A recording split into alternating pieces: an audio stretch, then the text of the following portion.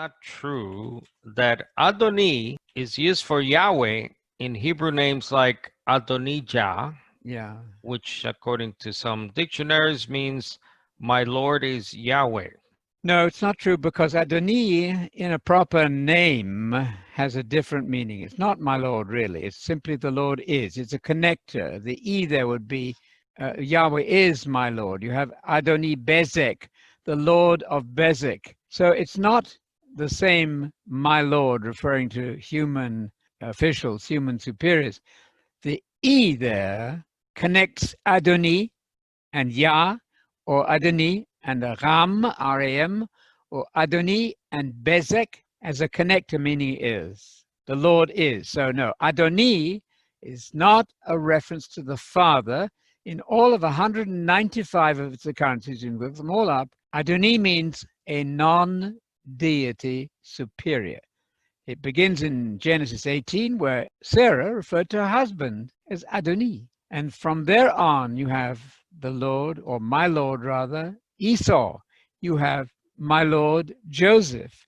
You have my Lord the King 50 times. The rabbis were very careful in how they did the pointing in the Hebrew script. They wanted you to know who was God and who wasn't. It's the greatest question of all.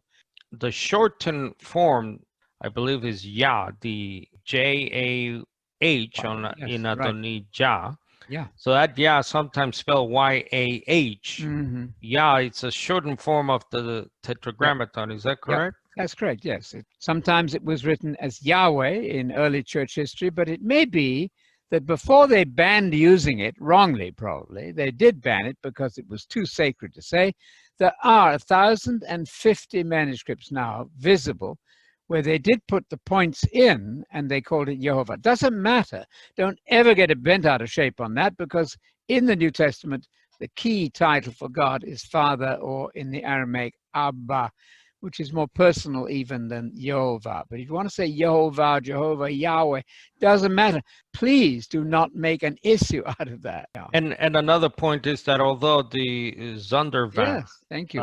dictionary translates it as my Lord is Yahweh, others have, as you said, the Lord is Yahweh. So okay, you can argue that. That's a good you could point. argue that translation.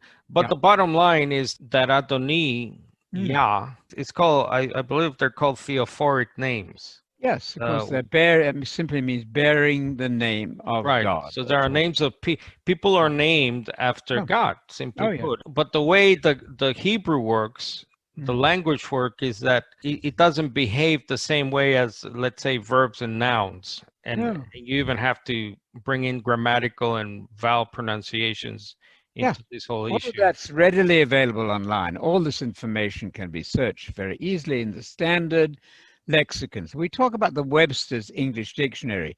Nobody's going to shake their fist at the Webster's Dictionary. Probably not. Same with the standard Bible dictionaries. The Hebrew one is Brown, Driver, and Briggs. That is the life work of lots of different people studying the Hebrew language, and that is accessible online these days, I'm sure.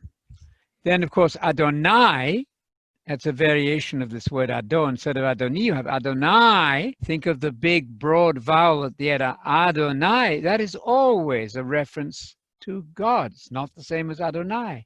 So as Adonai, I should say. Adonai is not the same as Adonai. Adonai means the Lord God, the Lord Yahweh. And Adonai means an angel 11 times, otherwise human superiors like husbands, kings, generals. Anybody who's superior in rank to yourself can be called sir or mister. That's Adonai.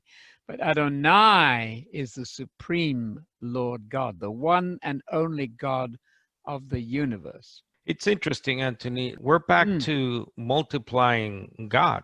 Yes, we really it's like are. There's this insistence on having more than one Yahweh, one Lord God, which is not monotheism, obviously.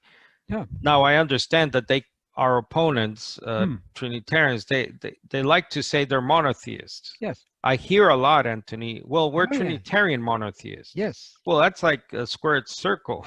It really is. You know, they have created their own language, and they have like 2 millennia over us, non-Trinitarian. So it's a bit difficult for the world to hear us, but we're trying our best every We're every day. trying to say, if you want to follow Jesus, you must follow the words of Jesus. If you want to follow Jesus, I repeat, then you start where Jesus started, with the greatest of all the commandments, the one you must get wrong, Mark 12:28 and following, where Jesus agreed with a fellow Unitarian Jewish scribe that God is one single person. That's where you start your Christianity. Isn't that reasonable? It seems to me very reasonable and fair.